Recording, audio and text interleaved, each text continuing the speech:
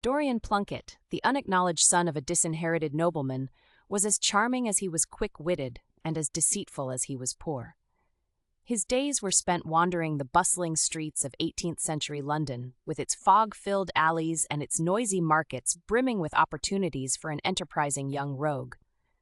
Born in a shady borough to a loving but overworked washerwoman, Dorian learned early that honesty often went unrewarded.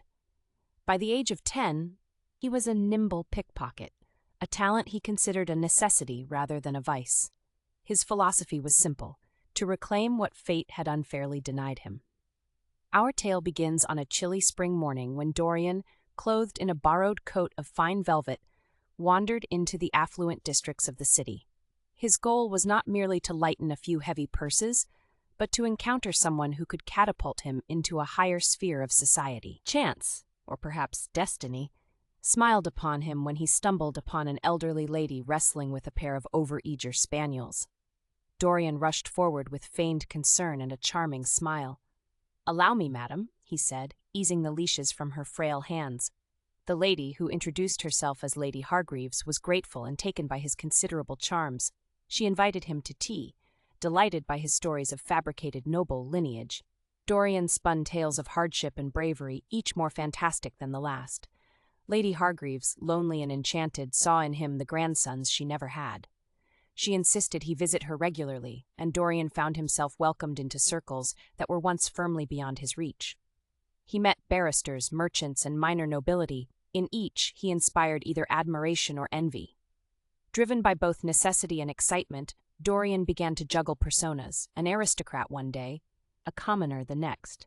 Yet, as Dorian wove his network of deception wider, he found himself befriending a young artist named Eliza.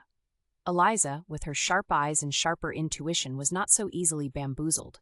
She found Dorian's varying tales amusing rather than deceptive. "Why play these games?" she once asked as they shared a modest supper in her cluttered studio. Dorian found he had no answer that would satisfy either of them. For the first time, he contemplated the course of his duplicities and where they might lead. Little did he know that his life of playful deceit was about to unravel. Lady Hargreaves, eager to formally adopt Dorian into her family, hired an investigator to confirm his background. The tangled web of lies began to unwind spectacularly. Summoned to Lady Hargreaves' expansive drawing room, Dorian faced a room of former patrons, each more outraged than the last. There was nowhere to flee. Dorian had to face the consequences of his escapades.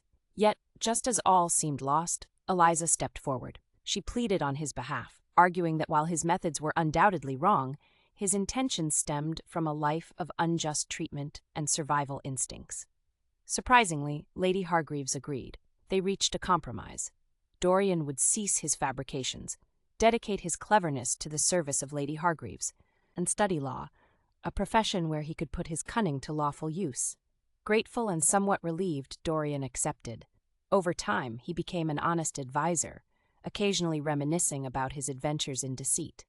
Eliza remained by his side, often sketching as he recounted his tales, preserving the adventures of Dorian Plunkett, the rogue who charmed his way into a new life.